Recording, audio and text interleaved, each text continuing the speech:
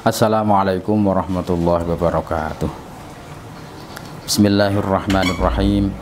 Alhamdulillahirabbil alamin.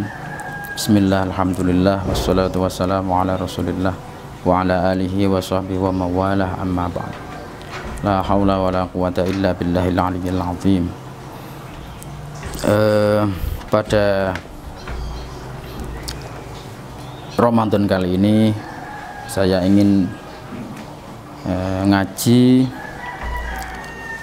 kitab tafsir yang kita pelajari pada Ramadan kali ini adalah kitab tafsir karangan dari beliau Muhammad Sayyid Tontowi. Nama tafsirnya adalah At-Tafsir Al-Wasit lil Qur'anil Karim. Beliau Muhammad Sayyid Tontowi ini adalah Allah yarhamu, ya. Beliau sudah meninggal, al-maghfurlah. Beliau asli Mesir dan dulunya menjadi Syekhul Azhar.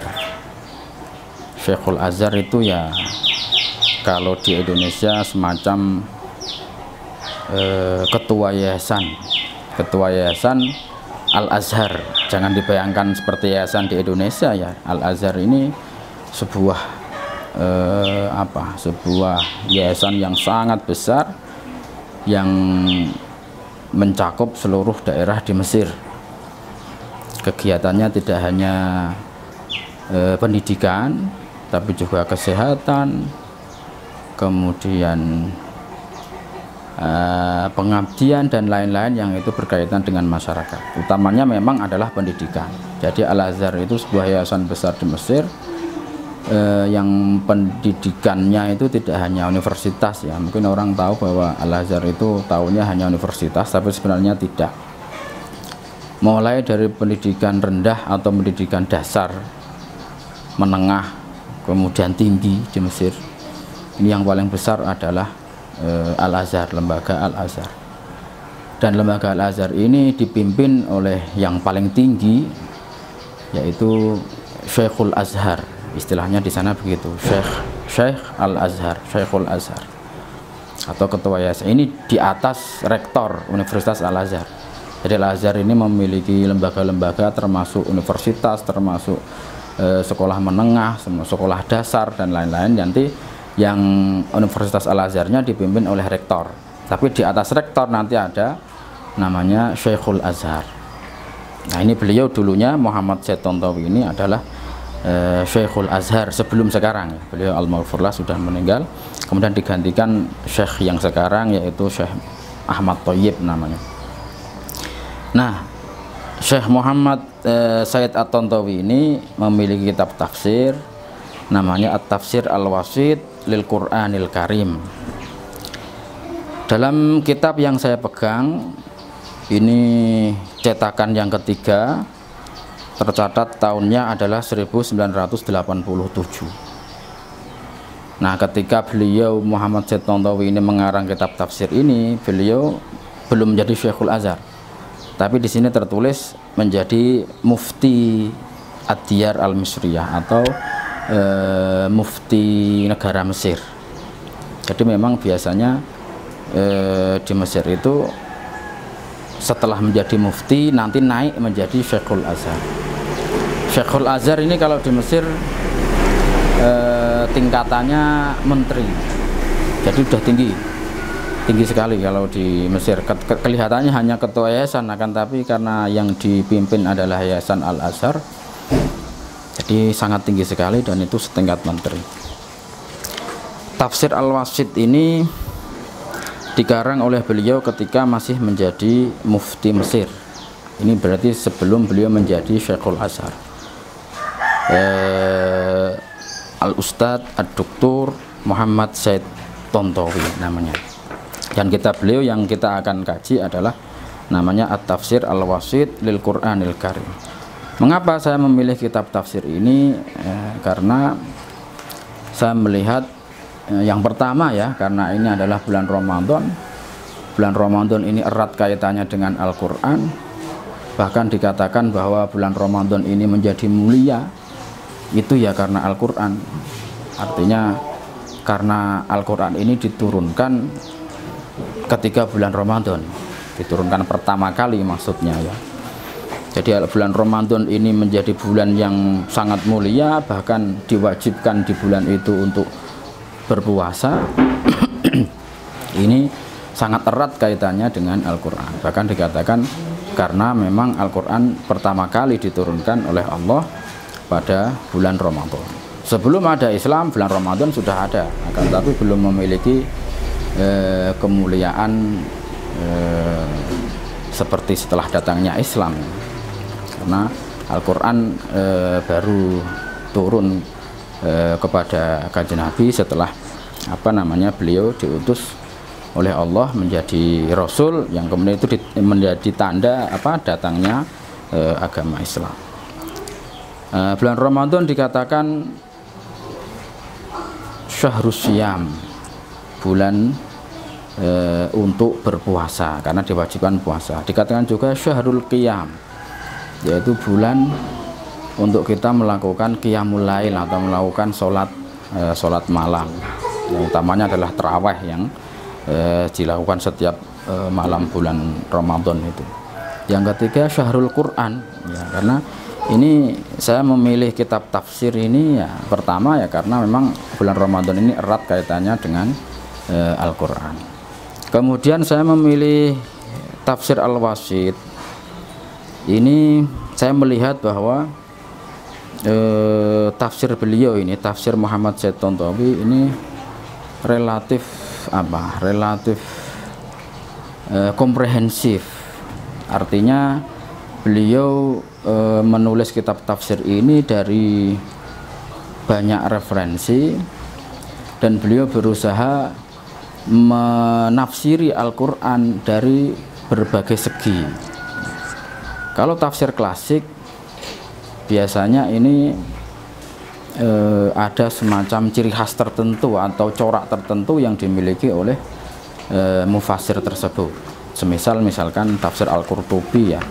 Tafsir Al-Qurtubi ini memiliki corak fikih. Meskipun dalam tafsir beliau tidak hanya fikih yang disebutkan, akan tapi corak dalam tafsir itu adalah fikih.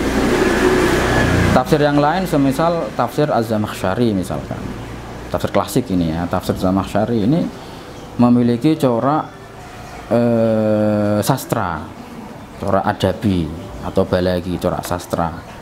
Kebanyakan atau yang menonjol dalam tafsir itu adalah corak sastra, kurang dalam segi fikih misalkan, kurang dari segi akhlak misalkan, akan tapi yang menonjol adalah corak sastra. Tafsir yang lain semisal tafsir As-Sa'labi misalnya, ini klasik semuanya, yang menonjol atau yang dominan adalah cerita, jadi ceritakan cerita-cerita gitu, akan tapi corak yang lain kurang. Nah ini Syekh Muhammad Said At-Tontowi ini berusaha menggabungkan segi-segi yang ada, karena memang beliau ini ulama kontemporer ya, artinya meskipun beliau sudah meninggal akan tapi ulama abad ke-20 begitulah, karena beliau mengarang kitab itu, kalau ini cetakan ketiga tahun 87 berarti sebelum itu tahun 90-an lah berarti. Jadi beliau berusaha untuk merangkum atau menulis tafsir ini dari berbagai segi. Yang ingin beliau tonjolkan seperti tafsir-tafsir modern yang lain adalah segi petunjuk Al-Quran. Bagaimana Al-Quran ini bisa menjadi petunjuk atau bisa menjadi nasihat, bisa menjadi pedoman, bisa menjadi penuntun ya dalam hidup kita di zaman modern ini. Kita sedikit akan membaca mengenai muqaddimah tafsir beliau. Karena memang kalau kita membaca sebuah kitab, utamanya kitab tafsir ya, atau buku apapun lah, jangan lupa baca dulu pendahuluan atau baca muqaddimahnya. Kita dari muqaddimah itu kita akan tahu ringkasan dari buku ini itu apa, atau buku ini membicarakan tentang apa, kemudian mengapa buku ini ditulis, kemudian isinya secara global itu apa, itu kita akan tahu dari pendahuluan itu atau dari muqaddimah itu. Ini juga demikian. Jadi kalau baca buku jangan langsung ke apa namanya keisinya ya, coba dibaca dulu mukaddimahnya, dan itu akan sangat penting. Itu banyak informasi di situ, dan kita sudah membaca mukaddimahnya ini ya dapat dikatakan 50% lah kita sudah tahu isi buku itu, sehingga nanti ketika kita membaca lebih detail akan tahu arahnya buku ini akan apa namanya membahas kemana gitu. Ini juga demikian, sama seperti kitab-kitab yang lain. Beliau Muhammad Said Tontowi ini menulis dalam pembukaan mengenai apa ya, mengenai kitab tafsir beliau ini. Coba kita baca sedikit ya, kita sekilas saja. Wa tara minha al-muharrar aw syibhal muharrar minal khurafat wal aqwal as-saqimah wal qasas al-batilah kama tara minha ma huwa mahsyuun bidzalik. Ini artinya beliau memberi komentar kepada kitab-kitab klasik atau kitab-kitab sebelumnya mengenai tafsir, bahwa kitab-kitab tafsir yang klasik Hasanah Islam sangat banyak kitab tafsirnya itu. Kitab tafsir itu sebagian ya, sebagian itu ada yang menghindari khurafat, atau sebagian ini bersih dari khurafat, bersih dari pendapat-pendapat yang tidak benar, kisah-kisah yang batil. Akan tapi sebagian yang lain ini masih terdapat kitab tersebut. Nah, kemudian beliau baru menjelaskan apa namanya penafsiran beliau ini yang beliau tulis. Walaqad intafa'tu katsiran bima katabahul katibun an kitabillahi ta'ala wa ha ana dza akhil qari uqaddimu laka tafsiran wasitan li suratayil Fatihah wal Baqarah. Aku telah mengambil manfaat, atau aku telah banyak mempelajari apa yang telah ditulis oleh para penulis sebelumnya mengenai kitab Allah, artinya kitab-kitab tafsir. Jadi beliau dalam menulis kitab tafsir ini banyak mengambil dari kitab-kitab tafsir sebelumnya. Wahai anadza akhil qari, nah inilah wahai pembaca yang budiman, wahai saudaraku para pembaca, aku berikan kepadamu tafsir yang wasit. Wasit ini ya tengah-tengah ya, artinya tidak terlalu pendek, tidak terlalu singkat, tidak juga terlalu panjang.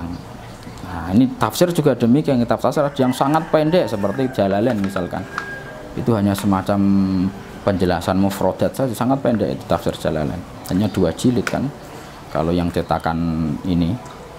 Ada yang sangat panjang seperti At-Tabari misalkan sampai 30 jilid.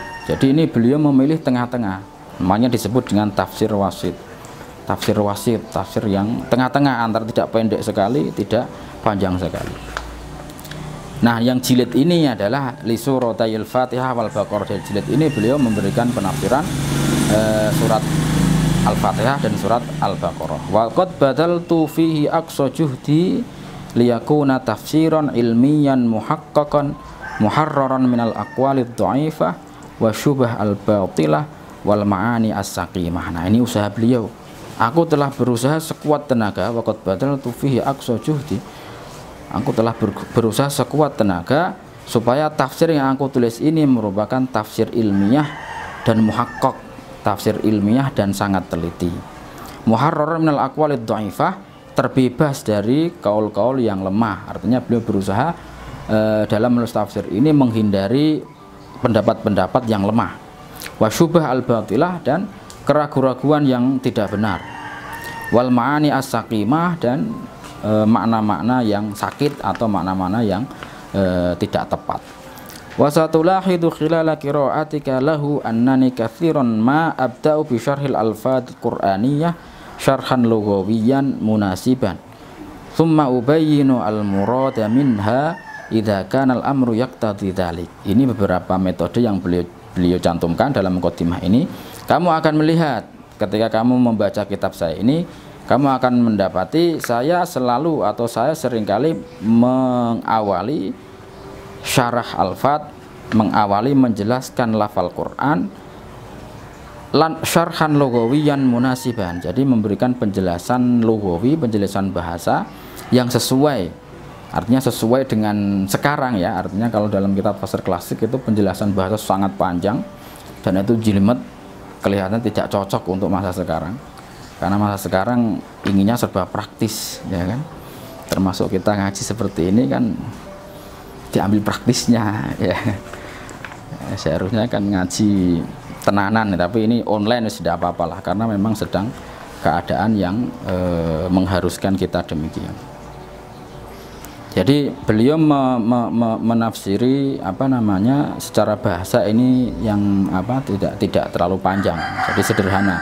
Summa ubayyinu al-murad minha, kemudian aku jelaskan apa yang dimaksud dari lafal Al-Qur'an tersebut. Idza kana al-amru yaqtadi dzalik. Ini diberi batasan qaid oleh beliau jika memang keadaan membutuhkan. Artinya tidak semua lafal Al-Qur'an ini beliau berikan penjelasan. Karena kalau beliau rasa ini sudah jelas, ya tidak usah diberi penjelasan lafal Al-Qur'an ini. Kalau beliau merasa ini lafal Al-Qur'an perlu dikasih penjelasan, ya beliau akan menjelaskan. Tapi kalau tidak, ya tidak. Summa adzkuru sababun nuzul, kemudian aku sebutkan sababun nuzul lil ayah awil ayat, untuk satu ayat atau beberapa ayat, idza wujida wa kana maqbulan. Nah, ini penting ini. Jadi beliau mengatakan setelah aku jelaskan secara bahasa, kemudian aku jelaskan sababun nuzulnya untuk satu ayat atau beberapa ayat jika memang sababun nuzul itu ada dan itu dapat diterima. Dengan kata lain, tidak semua ayat Al-Qur'an ini memiliki sababun nuzul. Tidak semua ayat Al-Qur'an ini memiliki latar belakang turun. Jadi tidak mesti ada sebab tertentu kemudian ayat turun, tidak mesti demikian. Banyak yang ayat Al-Qur'an itu yang tanpa sebab, artinya tidak ada latar belakang turunnya ayat tersebut bagaimana, itu tidak dijelaskan dalam sejarah. Dan juga jika dapat diterima, wakana maqbul, artinya banyak dari sababun nuzul itu yang tidak benar atau tidak dapat diterima karena menyalahi aturan ilmu hadis. Karena sababun nuzul ini adalah sebuah riwayat, maka memakai analisa ilmu hadis. Ketika ternyata perawinya ini tidak sikoh misalkan, atau perawinya ini kadzab misalkan, atau pembohong misalkan, ya nanti tidak bisa diterima riwayat tersebut. Summa adzkuru al-mana al-ijmali lil ayah awil jumlah, kemudian aku sebutkan makna global dari suatu ayat atau jumlah, musta'ridun lima ishtamalat alaihi min wujuhil balaghah wal bayan. Aku jelaskan juga apa-apa yang terkandung dalam ayat tersebut dari segi-segi balaghah dan segi-segi sastra, dari segi penjelasan sastrawi ayat tersebut. Wal idhat wal adab wal ahkam, pelajaran-pelajaran, etika-etika, hukum-hukum. Nah, ini beliau akan menjelaskan itu. Mudda'iman dzalika bima yu'ayyidul ma'na min ayatin ukhra. Nah, aku dukung untuk penjelasan-penjelasan itu, aku berikan aku dukung atau aku kasih dalil dengan ayat-ayat yang lain. Nah, ini beliau juga melakukan metode tafsirul Quran bil Quran. Jadi mengaitkan satu ayat dengan ayat yang lain. Ini beliau ketika menjelaskan suatu ayat, nanti beliau akan memberikan dalil atau memberikan bukti dari ayat-ayat yang lain. Wa min aqwalis salafis shalih, dan dari mudda'iman dzalika bima yu'ayyidul ma'na min ayatin ukhra, dari ayat yang lain, tadi tafsir Quran bil Quran. Wa minal ahadits an-nabawiyyah, dan dari hadis-hadis Nabi, ini berarti dari sunnah ya, jadi menjelaskan Al-Quran dari sunnah. Wa min aqwalis salafis shalih, dan dari pendapat-pendapat atau kalam-kalam as-salaf as-shalih. As-salaf as-shalih ini biasanya mengarah kepada sahabat dan tabi'in. Ketika disebut salafus shalih, biasanya ini maksudnya adalah para sahabat dan para tabi'in. Karena setelah itu tidak bisa disebut salafus shalih. Artinya generasi tabi'in ini sudah dianggap generasi yang baru, itu bukan salafus shalih lagi. Waqad tajannabtu at-tawassu'a fi wujuhil i'rab. Aku hindari pembahasan panjang mengenai i'rab. Jadi i'rab tidak diperpanjang oleh beliau, dan ini sesuai dengan zaman kita. Makanya saya termasuk ini juga memilih kitab ini karena beliau orang hidup di zaman modern, meskipun sudah meninggal ya, tapi di zaman kita lah, dekat dengan kita itu. Jadi beliau juga menyesuaikan dengan zaman. Jadi beliau tidak terlalu banyak mengupas masalah i'rab karena itu sangat rumit dan panjang, tidak sesuai dengan zaman kita. Wa katafaitu birra'yi awil ara ar-rajihah idza ta'addadat al-aqwal. Ini salah satu metode beliau adalah beliau mencukupkan dengan pendapat yang rajih. atau beberapa pendapat yang unggul jika memang pendapat itu banyak. Wa dzalika li annani tawakhaitu fi ma katabtu ibraza ma ishtamal alaihi al-Qur'anul Karim min hidayat jami'ah. Nah, ini penting karena ini sebenarnya yang menjadi tujuan dari beliau menulis kitab ini. Aku melakukan metode-metode ini karena aku ingin mengeluarkan petunjuk-petunjuk yang dimuat oleh ayat Al-Quran. Jadi beliau ini menulis tafsir ini tujuannya sebenarnya ingin mengeluarkan petunjuk-petunjuk Al-Quran dengan menyesuaikan zaman.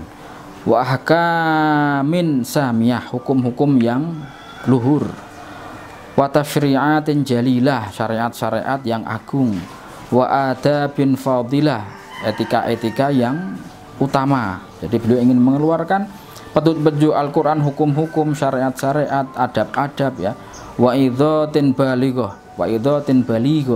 dan nasihat-nasihat yang bijak. Wa akhbarin shadiqah, informasi-informasi yang benar.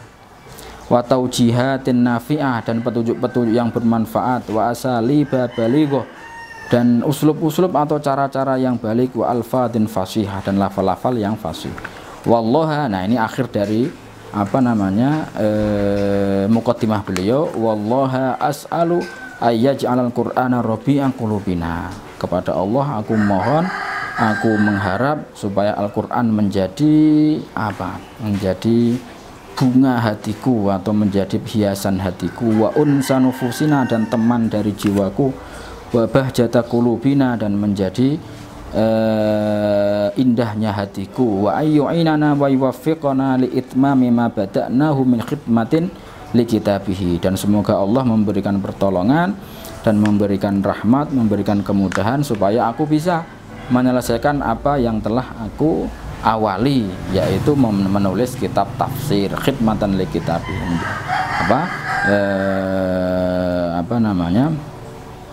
Memberikan suatu hal yang bermanfaat untuk kitab Al-Quran. Wa ayyaj'ala a'malana wa aqwalana khalisatan liwajhi, dan supaya semoga Allah menjadikan amalku, usahaku ini, perkataanku ini khalisatan liwajhi, jadi ikhlas kepada Allah. Wa nafi'atan li ibadihi, dan bermanfaat kepada hamba-hambanya Allah. Wa sallallahu ala sayyidina Muhammad wa ala alihi wa sahbihi wasallam. Terakhir beliau mengucapkan sholawat, semoga Allah selalu memberi sholawat kepada Sayyidina Muhammad. Nah, ini jadi semacam catatan ya, bahwa beliau menggunakan kata Sayyidina dalam dalam sholawat beliau di akhir muqaddimah ini. Wa sallallahu ala sayyidina Muhammad. Kadang-kadang kan kata Sayyidina ini dipermasalahkan, padahal sebenarnya tidak perlu dipermasalahkan. Ini adalah bentuk unggah-ungguh kalau dalam bahasa Jawa, atau bentuk sopan santun kita kepada Kanjeng Nabi.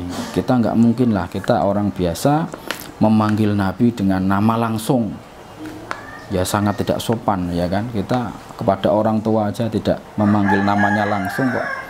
Kepada Nabi kita memanggil namanya langsung tanpa ada embel kata-kata Sayyidina atau Maulana atau Nabiyina. Nah, itu tidak sopan.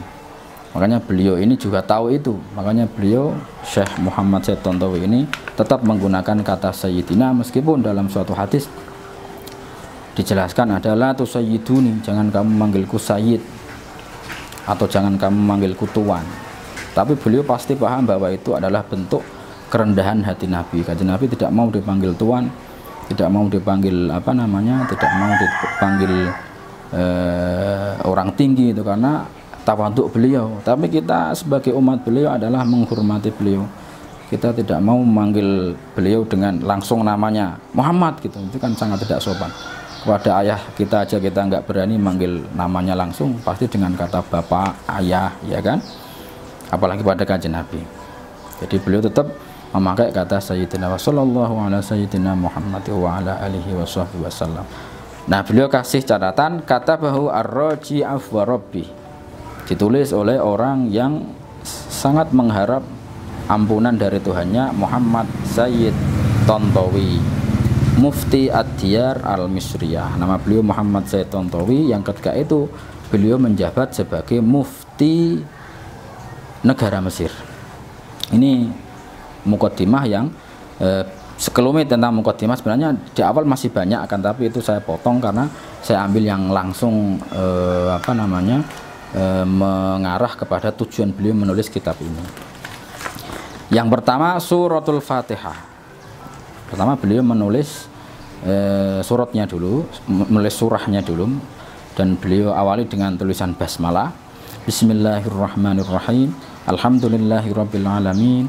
Arrahmanir rahim. Maliki yaumiddin. Iyyaka na'budu wa iyyaka nasta'in. Ihdinas siratal mustaqim. Siratal ladzina an'amta 'alaihim ghairil maghdubi 'alaihim waladdallin.